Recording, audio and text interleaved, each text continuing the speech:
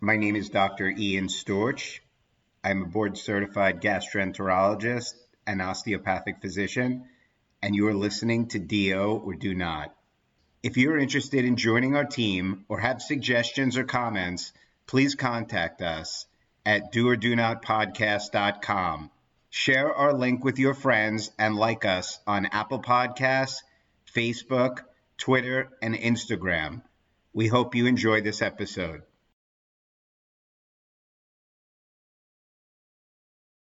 On today's episode, we interview Amanda Martin, DO, an orthopedic surgeon who's practicing in Nashville, Tennessee. Amanda will start her story by telling us about her experience as a sports medicine doctor at the 2024 Olympics, working with the women's soccer team, which ultimately won gold. Amanda is an amazing woman who puts God and her family first, with orthopedics as a close second. She tells us about what it was like growing up in an osteopathic family and her path into a competitive subspecialty. She will give us tips not only on how to survive, but how to strive as a woman in orthopedics. Finally, we will talk to her about her feelings on her sister, Natasha Bray, DO, the dean at OSU COM, and put Amanda's hand to the fire by asking her which of them is more successful. This is a do not miss episode. All right, Amanda, thank you so much for being with us tonight. Oh, thanks for having me. I'm happy to be here. Amanda, there are many reasons why we wanted to have you on the podcast, but the first is that you just got back from the Olympics, and we just wanted to hear about, first of all, how did you get involved in the Olympics? What was it like going to the Olympics? And what was the experience like being there as a team physician? I think it's a lot of luck. So for anyone who wants to be involved with the US OPC, I would highly suggest reaching out and contacting them now. For my role, I came as part of the delegation with the United States Soccer Federation. So I have been working with the United States women's soccer team since 2000 and when did I graduate? I think around 2013 was my first trip with the under 20 women. And I've spent the last decade working with them, moving up to the full women's national team in 2020. So I sort of went with them through COVID and have been traveling with them as they travel around the country and the world for the last 4 years. We got to do the World Cup last year. And really, I had no expectation because there are several of us that I would also have the opportunity to go to the Olympics. And when they asked, of course, I was thrilled. It's the Olympics. It's not the biggest soccer tournament in the world, but it's the biggest sporting event in the world. And it was really just sort of an awe-inspiring opportunity. And George Chiampas, who's a fellow DO, who is in Chicago practicing as an emergency medicine physician, is the chief medical officer for the United States soccer program. And he texted me the day before our first match and said, I know you're really busy. I know you're doing all of this stuff. I know you're feeling a little bit stressed and overwhelmed, but I just need you to go outside in Marseille and look around for a second because most people don't get to go to the Olympics. So just give yourself one moment to say, I'm representing my country at the Olympics. And I was really thankful for that because even in the sort of eye of the storm, it gave the perspective of gratitude. First of all, it sounds awesome to go to the Olympics, right? Sounds so cool. But I always think about it from a life perspective. You have an orthopedic practice. How long did you go for?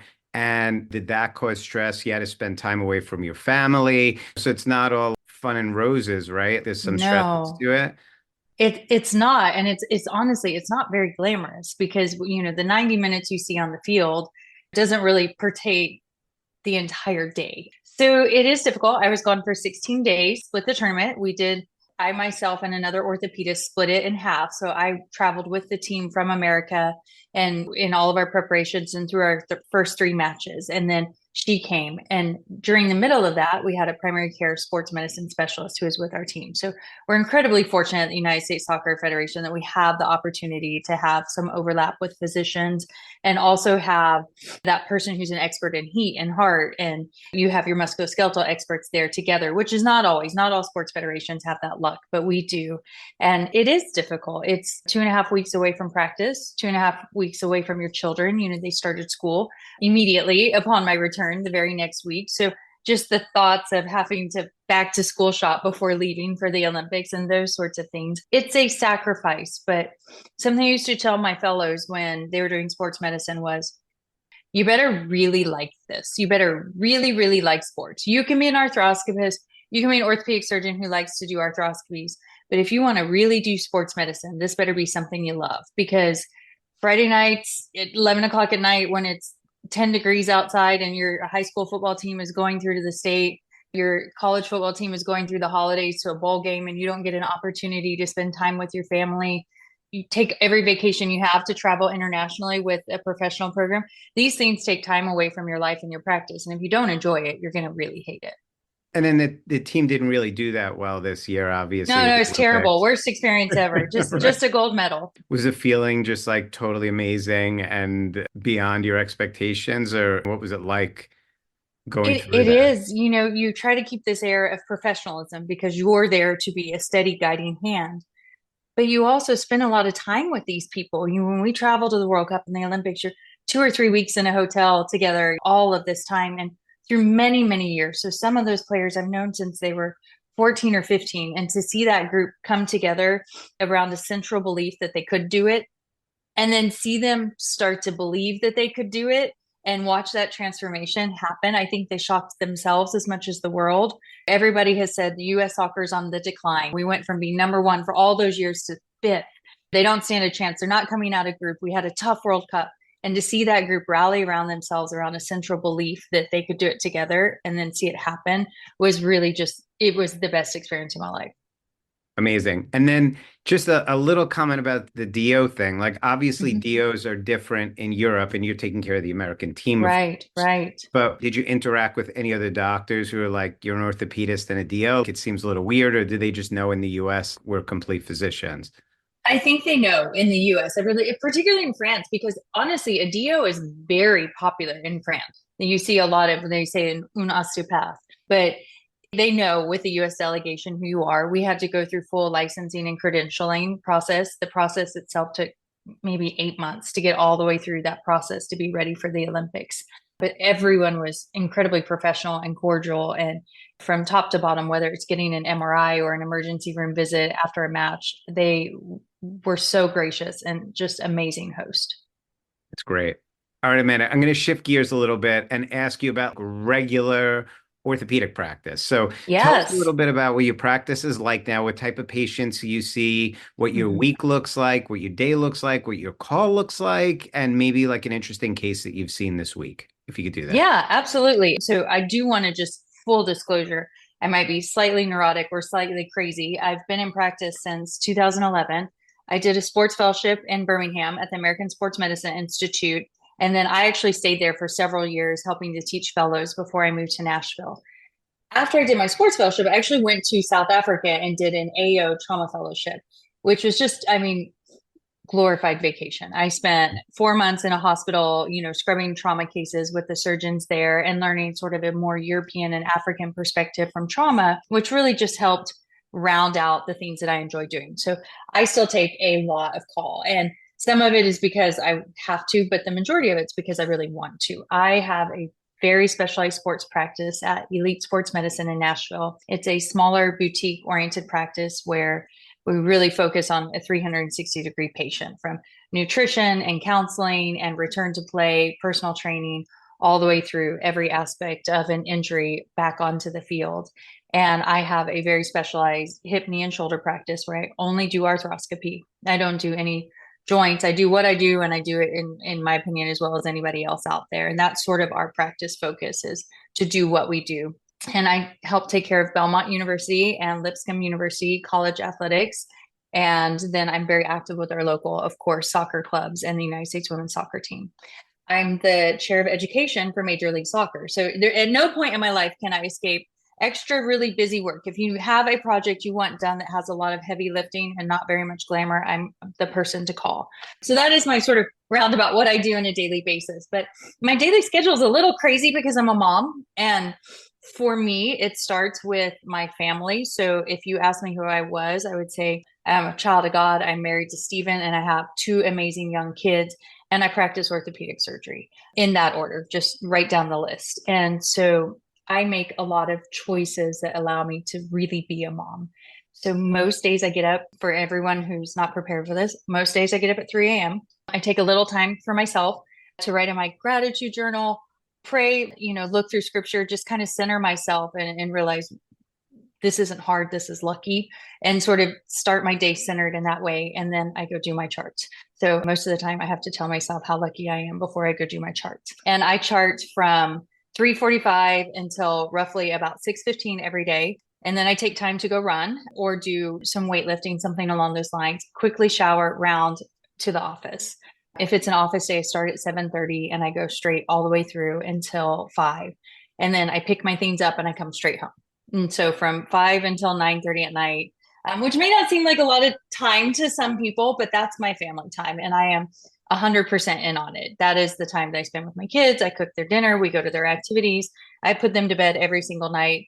Those things were really, really important to me. And if it meant I had to get up at 3:30, I was willing to make that sacrifice.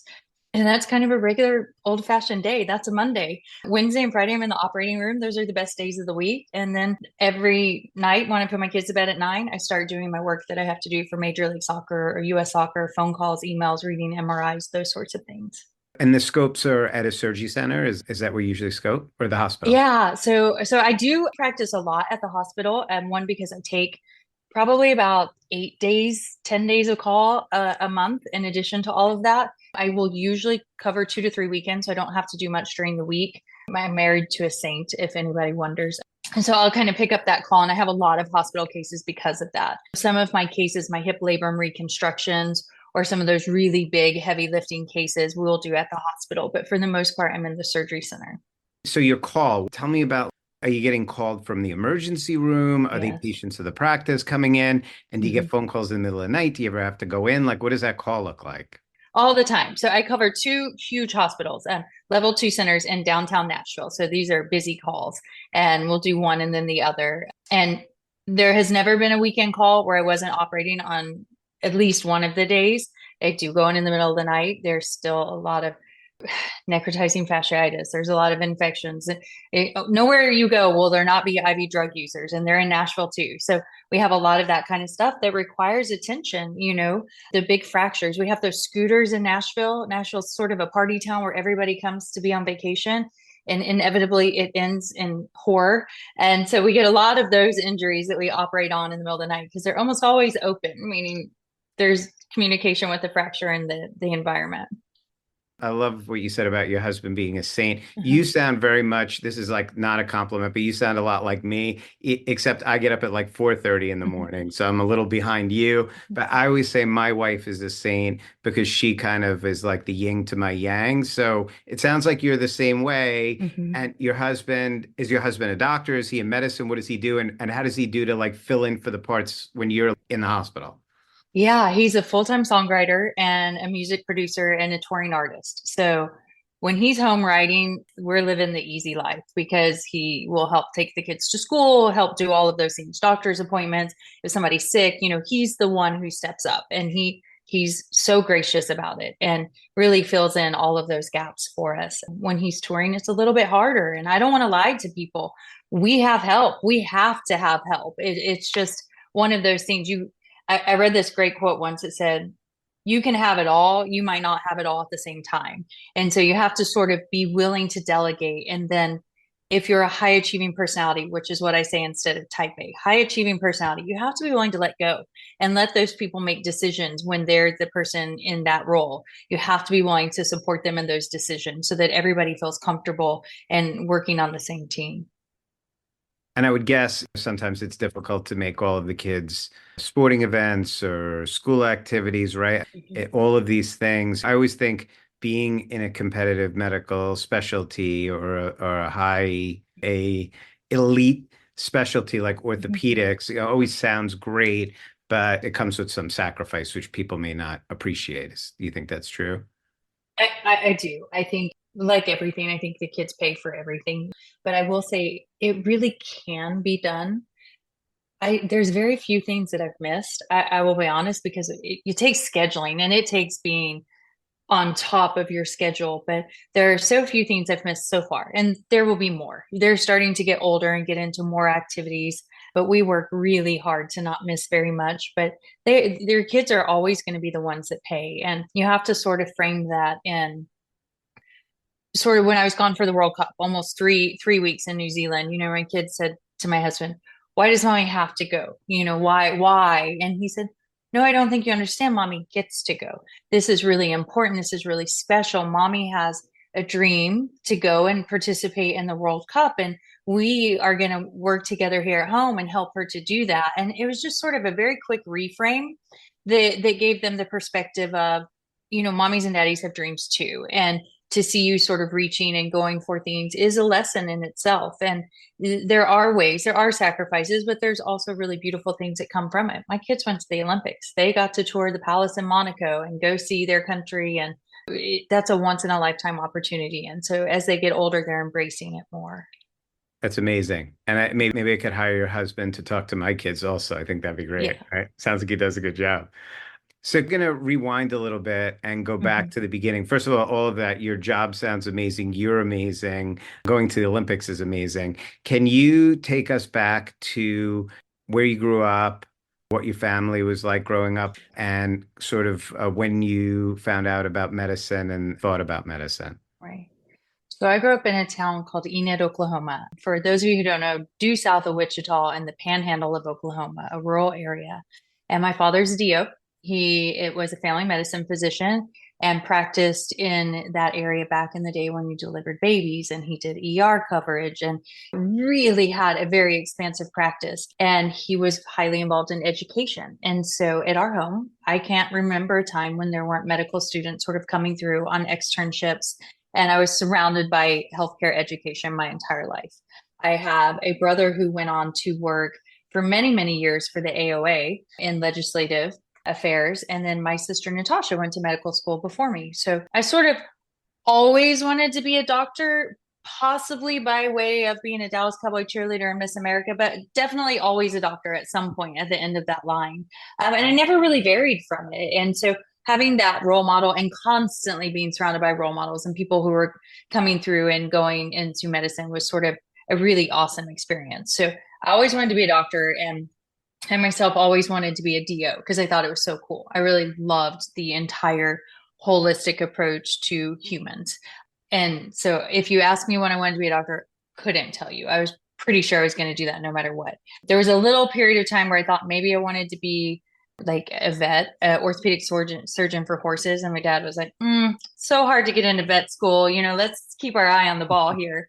And so I sort of always knew I had a great childhood. We didn't have television. We had three channels until I was 14. I lived in the middle of wheat fields. I grew up riding horses and riding bikes and being outside and doing sports, and just really wish I could replicate that for my kids. And grew up in that great Oklahoma osteopathic family, and all of my mentors and friends that sort of encouraged me all along the way really planted that seed. I went away to college and came straight back to Oklahoma to go to medical school.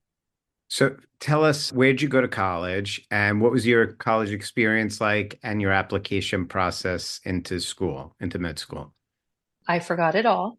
No, I haven't. I went to University of Arizona, which was an amazing experience. I went to college a bit early. I went after my junior year in high school, I guess, because I just sort of thought, I'm going to medical school. Might as well just check all the things off as we go. And I had a great experience. I studied abroad in France. I was in the student senate. I was in a sorority. I did all of the things and still finished in 3.5 years. And so then I took time to work. And during that time, I put my applications in. I took the MCAT. I don't know how the scores translate now, but I remember thinking, oh, that's good enough. And I asked my parents, should I take it again? And they said, it's good enough. And so I was like, okay. So I applied to medical school. And I'm embarrassed to say, I think I applied to maybe two or three places because I was going to go to Oklahoma State. And if I didn't get into Oklahoma State, I was going to go live in France for a year and then play again. I had it all worked out. And then fortunately, got my first interview at Oklahoma State and went through that process, and it was just sick with fear, and went back to school and realized at that point after that interview that I wasn't just doing the steps, but that was what I really wanted. And at that point, just waited and was getting ready for other interviews. And I got my early acceptance letter. And so that was that. I hate to be that way because I don't want any hate email from anybody, but I was just so lucky. And really, for the first time, that was when it hit me. Okay, this is real. Now, you get to do this. And again, the focus of you get to do this was the first thing that was on my mind. And now, was your sister at the same medical school? Was she She there was. when So you were applying? she was 2 years ahead of me. So I think she was a first year when I was doing my interview process, and she was a year three when I came onto campus. That's awesome. All right. Yeah. So, yeah, so cool. So, you start in Oklahoma and going through your DO school. Tell us a little Mhm. bit about what your was like in Oklahoma, and then when you decided you wanted to be an orthopedic surgeon. Right. So when I started medical school, of course, I said what everybody says. I want to be like my dad. I want to practice, primary care medicine in rural Oklahoma. And in the back of my brain, I said, I want to be a trauma surgeon. And interestingly, was interviewed by a wonderful trauma surgeon who said, I don't know, kiddo, I think you're going to be a surgeon. And I was like, oh, I don't think so. But I was exactly the way then at 20 years old when I started medical school as I am now, except a lot younger and a lot more petite. And so I sort of had this bug. I'd had an ACL injury in college, was a gymnast and a cheerleader, and had that experience and sort of knew I wanted to do surgery, but wanted to feel out everything. And my sister said, go into everything, open mind. This is what I want to do. This month, I'm a psychiatrist. And so I had that attitude, but I sort of knew. But as many of you know, orthopedics is an incredibly challenging field and very competitive. And so people sort of, I'm going to do this, I'm going to do that. And so I just sort of was like, I'm just not going to say anything. I'm not going to say anything to anybody. I'm just going to show up and do the work. And I actually, I'm one of those people, I loved college. I did not love medical school at first. It took me some time to get my feet under me. I had a wonderful mentor who said, I'm worried about you because you're 20 and you've always just kind of skittered through school and you're going to have to study. And then my sister Natasha said, dude, you're going to have to study. And I was like, I do not have to study. This is, guys, I got a photographic memory. This is fine. And that first round of exams happened. And I said, going to have to study. And that was the first real adversity in my academic life I had ever encountered. And I sort of had that choice, like, what am I going to do? Am I going to just quit, or am I just going to give up on my sort of secret dream I told nobody about, or am I going to figure it out? And I figured it out. I figured out immediately I was a morning person and I can't study at home. So I would haul myself up to school at 3 a.m. and go into a room and study all the way, do the morning studying where most people did the night studying. And I figured it out really quickly and sort of pieced it all together. And then it got really fun. And at that point, I started to get more involved in things and started to think maybe I could do this. Things are going well academically. Maybe I could actually be an orthopedic surgeon. And at this point, I think I kind of gathered up the guts to tell my dad, like, I think I want to do this.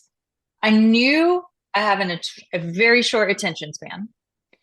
I knew I wanted to do something, and this sounds terrible, but with pretty healthy people, which is crazy when you're going into medicine, but pretty healthy people, and something where there's a beginning, a middle, and an end. So I knew I wasn't really drawn to things where I was managing disease or sort of, just trying to optimize things. I knew I wanted to have something happen and something happened. And so I really, that sort of seed in me that was like, you got to do ortho, but I didn't know anybody who looked like me who did ortho. And so I didn't know who to tell. And so at that point, I told my dad, and he was actually at another medical school down in Florida. And he said, I know these amazing guys.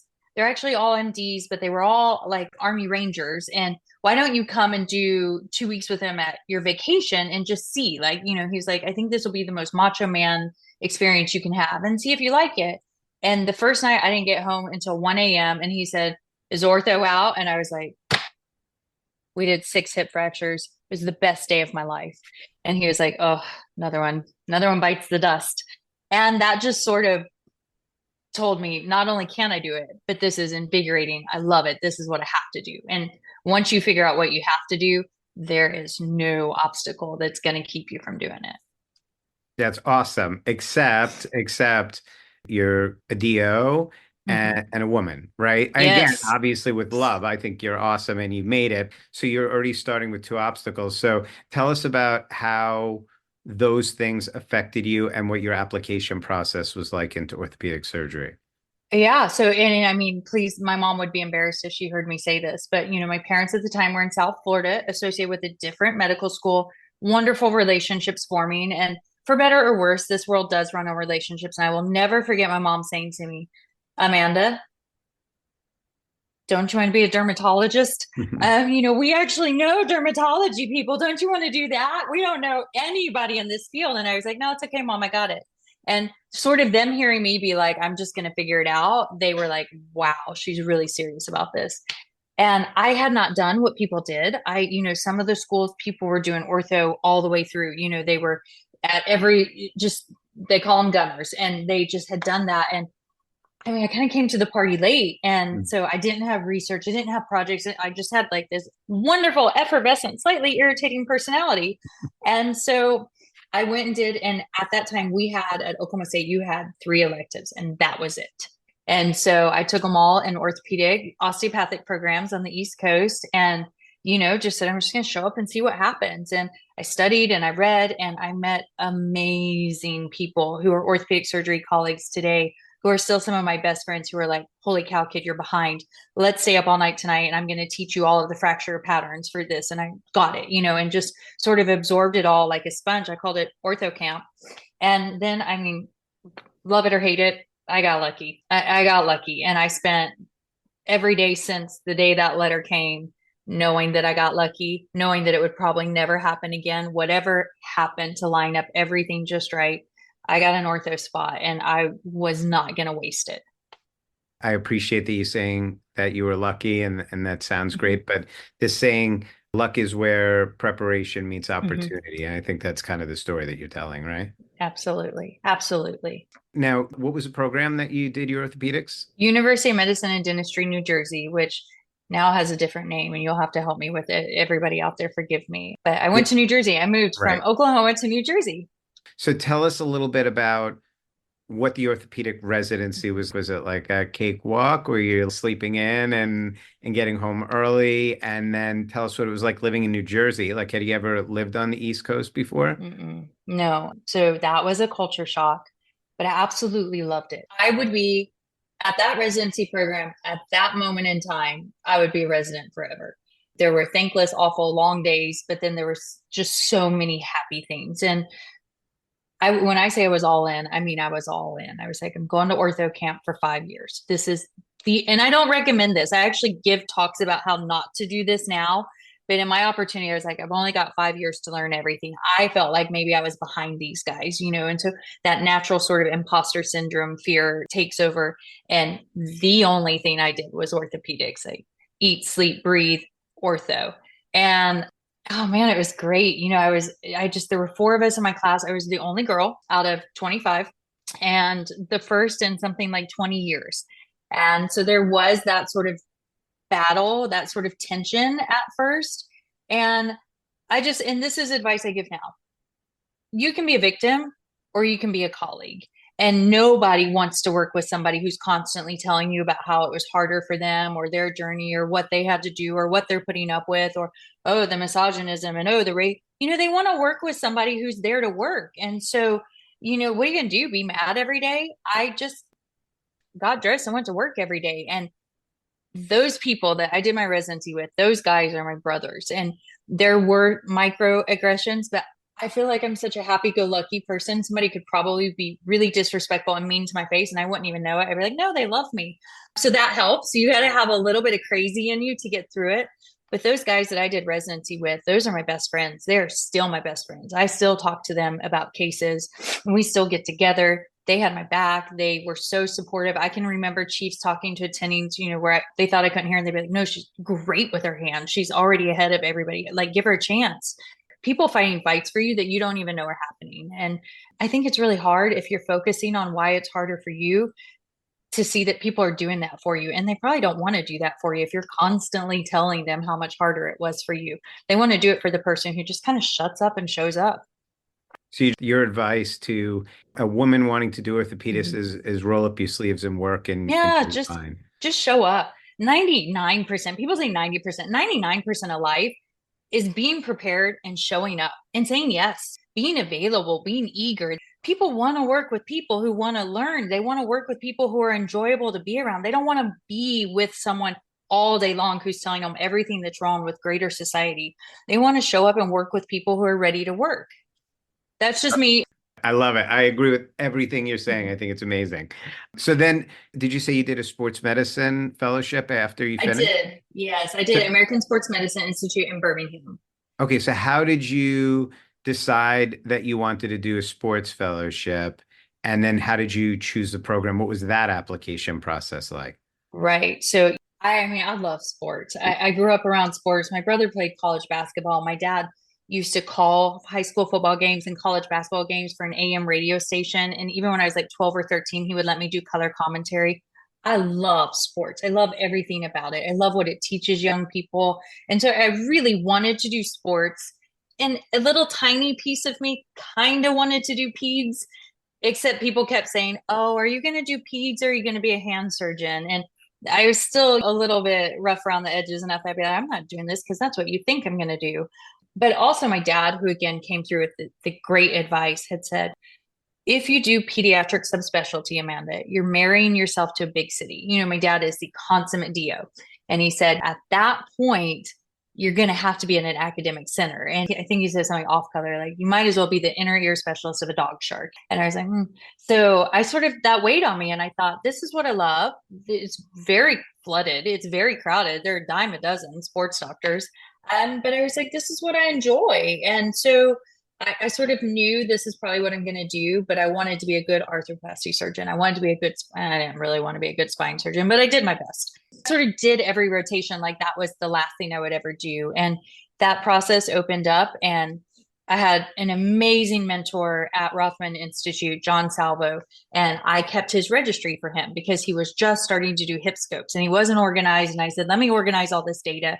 And so he became a mentor just because, again, I was willing, I saw a need and I started helping him fulfill that need. And he kind of guided me through, we've got to apply to at least 15 places. I need you to do 10 interviews. Statistically, if you do 10 interviews, you're going to get a fellowship.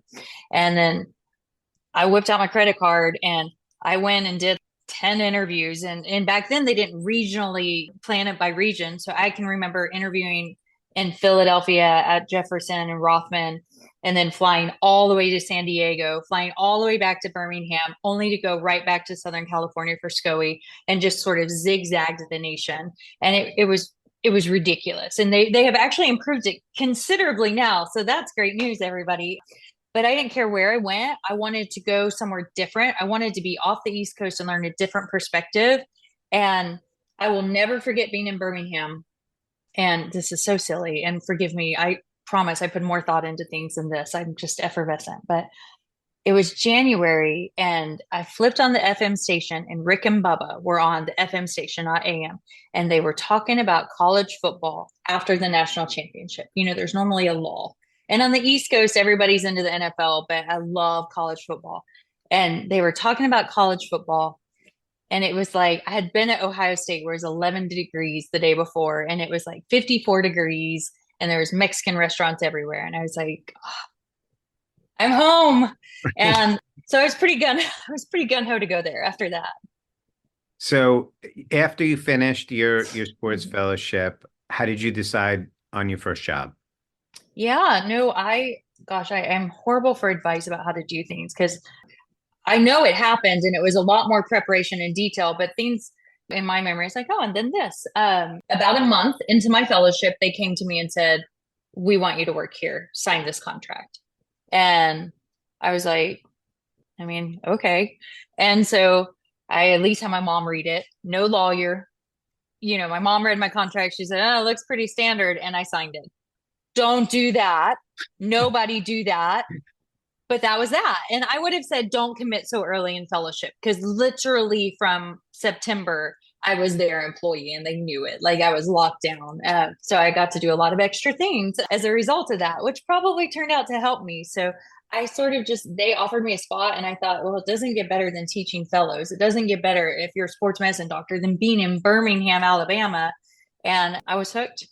They don't let you take a day off until January because it's football season, but I was hooked. So, how many years did you spend in that? And that was an academic program, is that right? Yeah, yes, academic program. So I was there for 5 years and I had my first child. And this is so silly to say, but I had her in March when academy was happening. So every orthopedic surgeon was gone, and I did an amputation, which I hate. Right before I went into labor, I was feeling it, and I was like, "Oh, great! I amputated somebody the day I give birth." But truth be told, I didn't give birth until the next day, and it was college spring break, and I had athletes to get done, and so I showed up at work. I had my daughter on Tuesday, and again, do not recommend this, tried to clear the rest of my schedule and showed up on Friday and they said, "Whoa, you're going to need a note." And so I looked at my darling friend, James Brock, who operated on Tuesdays with me. And he was across the counter on a Friday morning. His wife was a CRNA. He recently passed away. And I said, "I'm going to need a note." And he was like, scribbled it down really quick. And I handed it to the desk. And the fellows came and we got through some ACLs that had to get done that day. And I went home. And then I think I took a week off. And then I worked from 7 a.m. until noon every day for the next month. And I thought that was like the best life a person could ever have. I mean, like, I had the baby all day. I thought I was on vacation, but I had just been in that mindset for so long. And I don't recommend that. And then when she was 3 months old, I found out I was pregnant again. I was on my OB rotations, I promise. And at that point, Jeff Dugas, who's a wonderful orthopedic surgeon at the Andrews Institute, said, "Amanda, what are you doing? Stephen is always on the road. He's always playing. He's always in Nashville. What are you guys doing?" And I was like, "Well, we're living our life." And he was like, "I think you need to move to Nashville." And I was like, "Of course you think I need to move to Nashville." And he said, "No, I really think you need to move to Nashville." And so I talked to Stephen, and at that time he was touring. And he said, "Okay, for 3 years, I won't tour at all. I'll just write, but I need to be in Nashville if I'm going to write full time."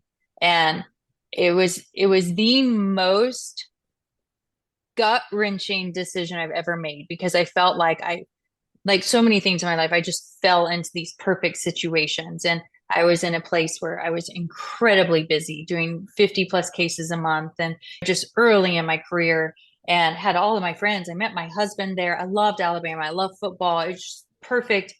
And to pick up and leave that situation. And I knew in my heart I would never replicate that situation. You don't just get early in practice to have fellows and not have to have residents. You just have fellows and they're like amazing. And it was just the best job in the world. And to this day, I'll never know.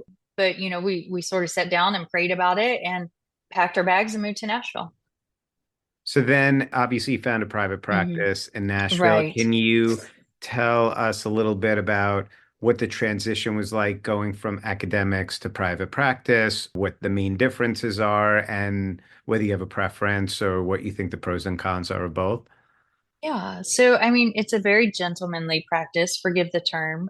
It's a boutique practice. And I sort of said, "Oh, if I'm going to move, I only want to work for Elite because they take care of the Titans and blah, blah, blah, blah, blah." And Thomas Bird, who's arguably one of the most famous hip arthroscopists in the United States, was an Andrews Fellow. And he took me to lunch and talked about it. And he said, "I really think you need to work for them." And I was like, "But I want to work for you." And he said, "No, this is the practice for you." And he set me up with them. And the fates sort of aligned, but it was a transition. I fell into having fellows. And so, it's hard. You have to teach, you have to be willing to let people do things, but you also become really good when you have fellows because you learn how far you can let them go in your own skill level of bringing it back. And that's just skills that you have. And I had a lot of trepidation about leaving because I had done fellowship there and I knew the staff so well. And a wonderful rep, and we have reps in orthopedic surgery. He said, "Amanda, you have to understand that you have done more cases in 5 years than many orthopedic surgeons have done in 20 years. So you sort of had a 5 year fellowship because you just kept that going for so long. You're going to be fine anywhere you go and anything you do." But the truth is, I don't know the name of instruments. I didn't know that people just hand me what you need because it's such an oiled machine. And so there was a second learning curve of all of a sudden, "Well, what do you use for this?" "I don't know, the yellow shaver." And so having to take that moment to step back was humbling. It was really humbling. And to go from having all of these people under you to being the bottom of the totem pole in a really big city that takes 10 years to establish yourself in with a major teaching institution like Vanderbilt, it's humbling. It will put your ego right in check. But I joined the best practice in the world, full of really honest, caring people who only care about patient care, only care about outcomes, will do whatever it takes to do the right thing at the right time to the right person. And that made it pretty easy. And they're family people. They're very good, straightforward family people. And so they sort of took me in and said, this is how you dictate all of your charts, not just some of them. And that, I learned quickly. I learned what it's like to not have people around you that are going to do things for you. And I did it on my own for 6 years until I got a PA and kind of got to the point where I got dug in and busy enough that I felt like at this point I have to have help. And here we are.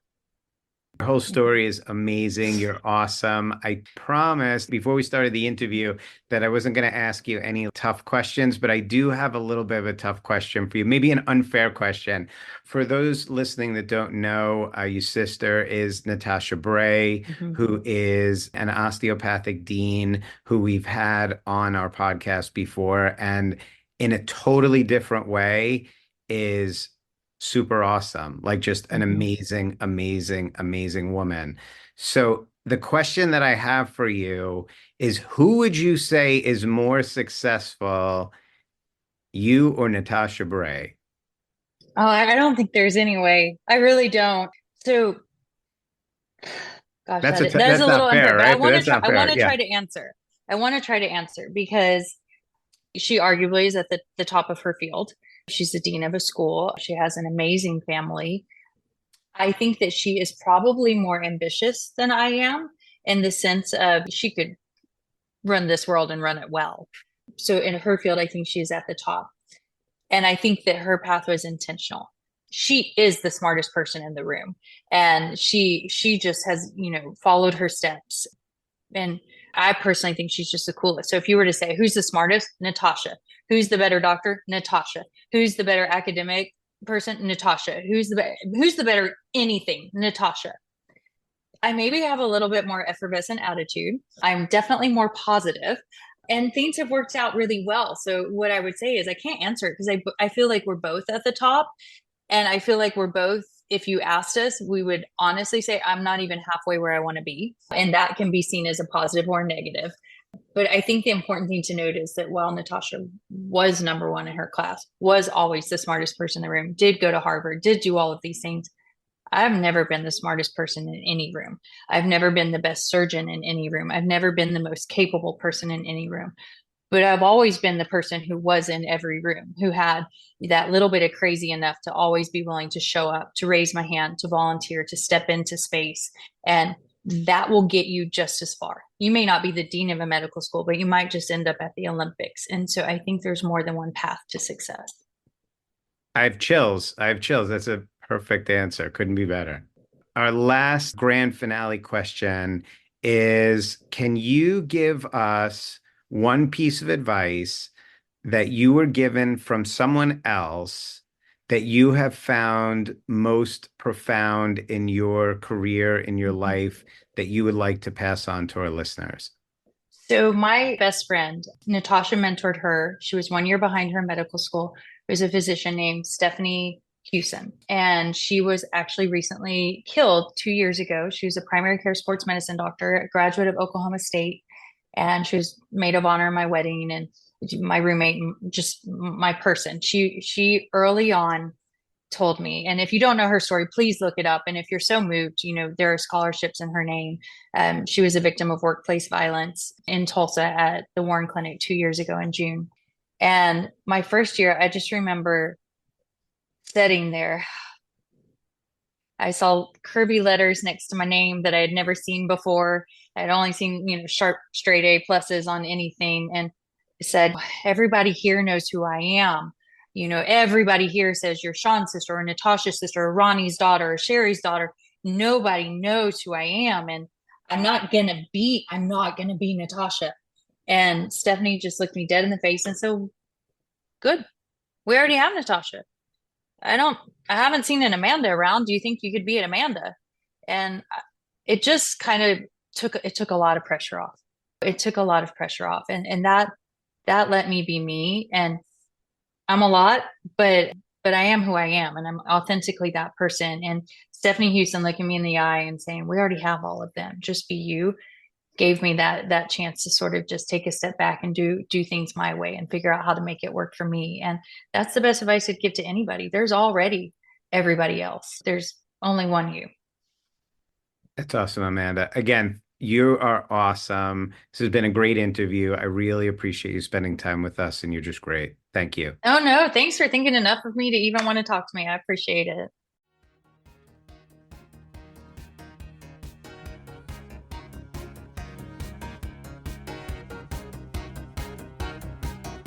This concludes our episode of Do or Do Not. Send all inquiries, comments, suggestions, and even let us know if there's someone you want us to interview to doordonotpodcast@gmail.com. Don't forget to like us on Facebook at Do or Do Not Podcast for updates. If you enjoyed our podcast, please share it with your classmates and administration. We have plenty of more interviews lined up, and we're excited to share them with you. This is Tian Yu Shea. Thank you guys so much for listening to Do or Do Not.